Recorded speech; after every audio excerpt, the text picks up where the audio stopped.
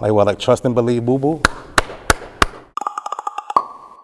My name is Rob Ayala. I'm the founder of Fantasy in Color. We are an artist collective based in New York City, primarily in Harlem. We started in 2015, pretty much a platform for all creatives, not only just visual artists, performing artists, but we found that there weren't as many platforms for us out here as we would like, so we decided, let's create our own, and it just kind of snowball effect, build, and it grew to what it is today.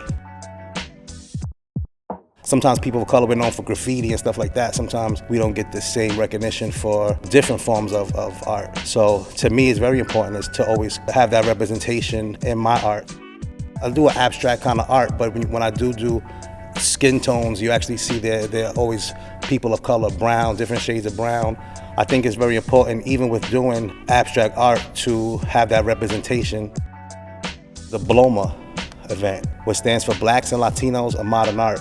And it sounds like we're, segregating ourselves, but it's just the fact that we don't have that platform in art, Blacks and Latinos. If we don't do it, then who is gonna do it? I mean, nobody's just doing it for us, unless they're just trying to be a culture vulture. That's not them doing it for the right reasons. They're just doing it because it's a fad. We can't wait around for an opportunity when we have places like this, the National Black Theater, which is beautiful. So we can do our own events, and we can do it for ourselves.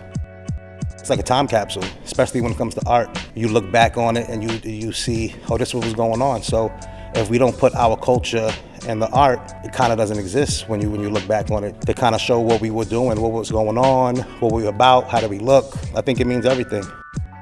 Art is how we survive. I think we wouldn't even be able to function out here without some form of art. So I think it's all about survival. If we didn't have it, who knows? Some of us would be going to crime. Some of us would be suffering from depression more than we already are, or suffering from, especially with creative people, very tortured people. Art and creating is kind of the only thing that keeps us going sometimes, So it's the world. It means everything, really.